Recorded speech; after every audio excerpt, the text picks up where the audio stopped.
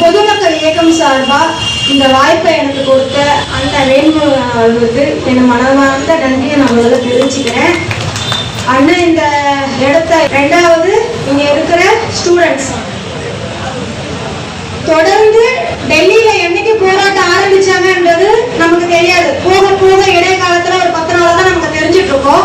ஆனா இந்த 10 நாளா தெரிஞ்சதுல இருந்து பிள்ளைங்க ஒவ்வொன்றும் காலேஜ் போதோ இல்லையோ, இது டாக்டர் படிக்கிறதா இருக்கட்டும், வக்கீல் படிக்கிறதா இருக்கட்டும், அந்த நம்ம படிக்கிறதா இருக்கட்டும், எல்லாமே நீங்க போராட்ட காலத்துல அங்கங்க நான் நிறைய போராட்டத்துக்கு போயிட்டு தான் வந்துட்டு இருக்கேன்.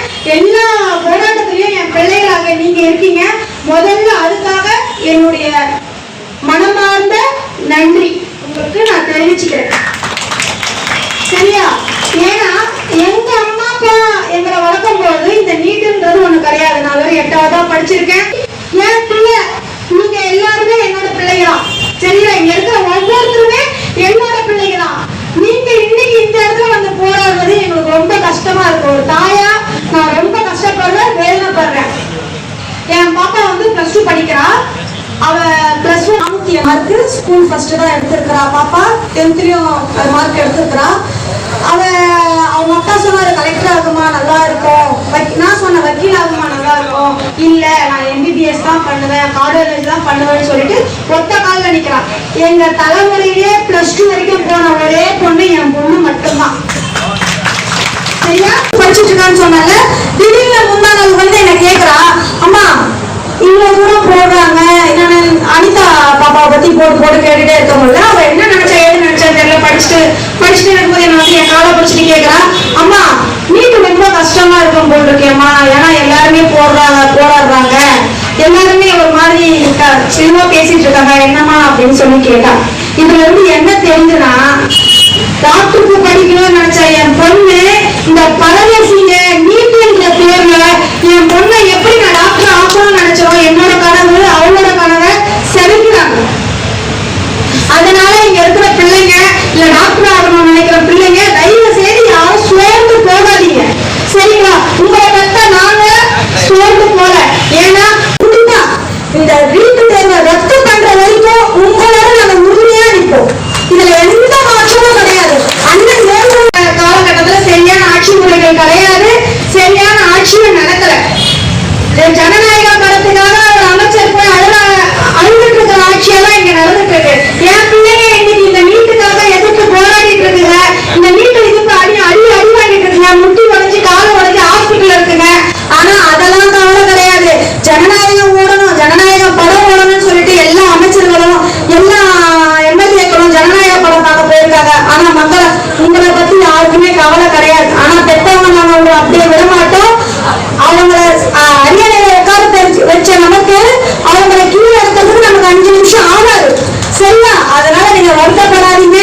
அதே மாதிரி ஜல்லிக்கட்டு போராட்டம் மெரினால நடந்ததுன்னு சொல்லிட்டு இன்னைக்கு 2 நாளுக்கு முன்னாடி மெரினால மூடி வச்சிருக்குது இந்த லூசு. அத லூசு மெரினால 3 நாள் லூசு. உங்க வீட்டு நீலங்கரை தாண்டி உங்க போக தெரியாதா? அதெல்லாம் பீச்சு கிடையாதா? நீலங்கரை தானே உங்க வீடு, உங்க வீடு பக்கத்துல தானே பீச்சு. நாங்க வந்து ஜல்லிக்கட்டு போராட்டம் அந்த இடத்துல எடுத்ததுக்கு அந்த இடம் ஒரு உதாரணமா இருந்துச்சு.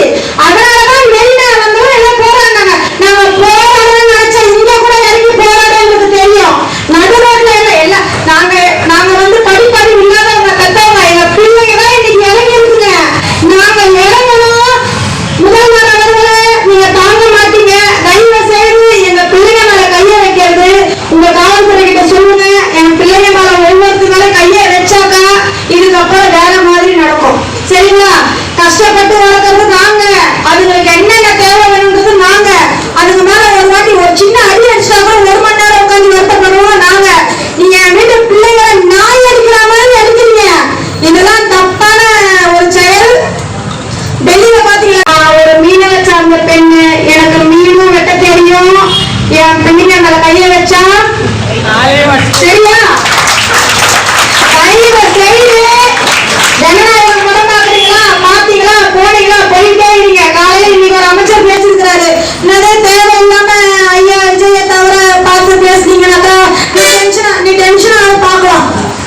உன்னால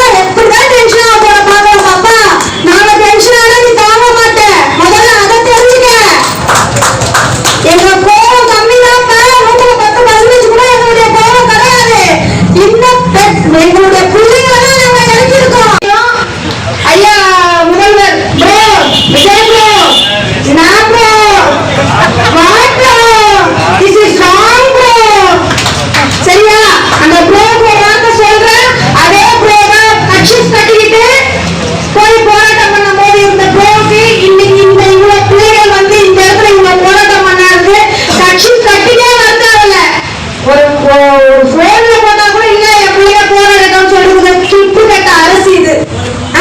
காலையில அமைச்சர் பேசுற அது பண்ணிடுவேன் இது பண்ணிடுவேன், என்னதான் பண்ண பாத்துக்கலாம். அதே மாதிரி முதலமைச்சர் உங்களுக்கு ஒரு வேண்டுகோள், நீங்க அனிதா வீட்டுக்கு போகும்போது நைட்ல தான் போனீங்க.